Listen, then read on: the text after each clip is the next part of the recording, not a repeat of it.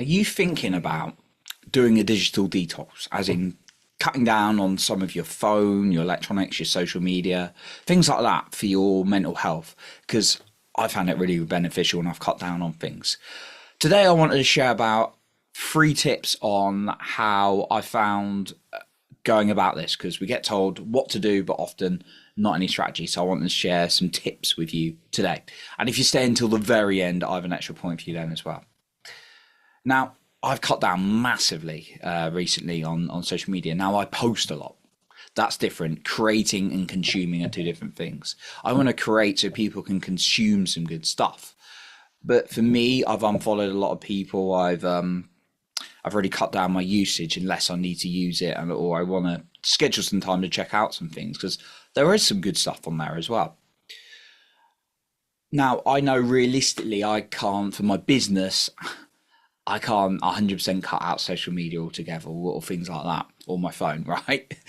Like we're living this day and age, the digital world, very dominantly. You know, it's great to meet people, and that's the beauty of real connection.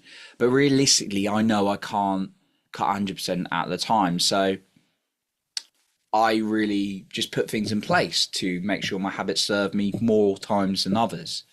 Now, we're always programmed. We don't have someone once said, one of the guys I used to listen to a lot on podcasts and I was starting said, we don't get to choose how we're programmed, but we will be programmed. Sorry, that was incorrect. I meant to say, we don't get to choose if we're programmed, but we get to choose how we're programmed. Meaning that we're always taking on information coming to us left, right, and center.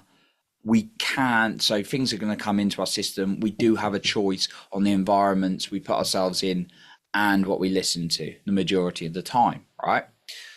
So, how is it helping you by getting programmed in the wrong way and maybe digital, like the world is not serving you completely and you need to make some changes? Well, if you're looking to cut down on digital or find a way to reduce some of this stuff, I'm going to give you some tips now. The first one is a very simple one.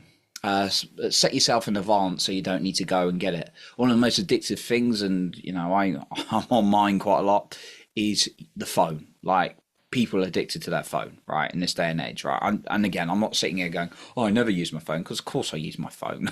I'm a 33, just turning 34-year-old guy, right? Who's like got a very demanding career, likes to organise his social life, and there's business stuff on the side and all sorts of things, right? Has his own business, right? All these things. Has done sales in the past and keeps in contact with people, right? I use my phone. I need to use social media to post things, right? But like what I found is really useful to cut it down. There'll be times when I need to focus and concentrate on the task. So putting my phone in another room for a certain period of time is a really, really beneficial one. It's very, very simple. Make sure you've got everything from your phone that you need. Like for me, I quite like listening to personal growth, various things on like business, spirituality, like health, or all different things, relationships. And like a lot of that comes from my phone, which is great. But what I'll do is make sure I've got it on like my laptop, for example, like I'm recording this podcast right now. Because that really allows me to be more present and be more focused. Because if I've got like the program on the back of the laptop, I'm less distracted by social media. And I've done things in the past like log out of social media on my laptop as well, and it's like in my password vault. So I'd have to go through that and log in through it via my phone to get to it. So I couldn't get on social media. So that's a strategy.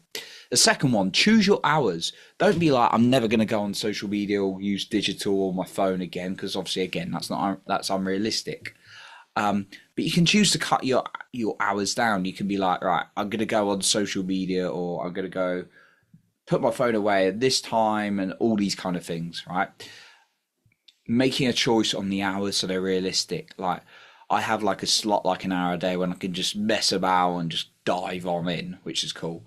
But then I also allow myself to go on social media when I need to post or post a story, or if I urgently need to message someone about business or one of the calls I'm leading, or like or something like that.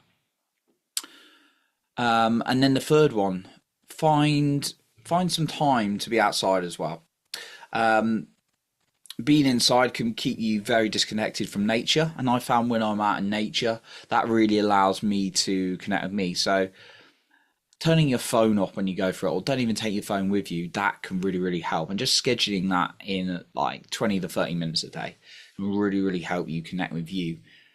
The silence is something not a lot of us experience, but when I've experienced silence, it's really, really helped me. Okay, the final point, extra point I want to share with you is really feeling and noting how much pain it's costing you by being addicted to like the digital world. Like, what's it cost you, past, present, and future? Because when you can recognize that, we can write it down, and you can be honest about like how many hours you're using it, when you could have been more productive with other things, or being more present with family members, friends, relationship, or whatever. Then you start really feeling the pain that's costing you, and we're driven by pain as human beings. I personally found, and like looking into this, studying this, that we distract ourselves because we don't want to feel uncomfortable, which could even be the pain of boredom, right? But there's usually something underneath the boredom, in my experience. So find yourself a greater pain that's going to make you less likely to use digital devices, like what it's costing you. And when you can feel into that, it's really going to create a drive to reduce your digital usage. So that's what I got for you today, because I know digital detox is something a lot of people look to do. So I want to give you some practical tips. It can be quite damaging as well, I found personally, when you're addicted to the devices and things like that. So that's why I wanted to talk about this and what has worked for me. So I appreciate you for being here. Thank you for being here. And remember to lead with your heart and not with fear.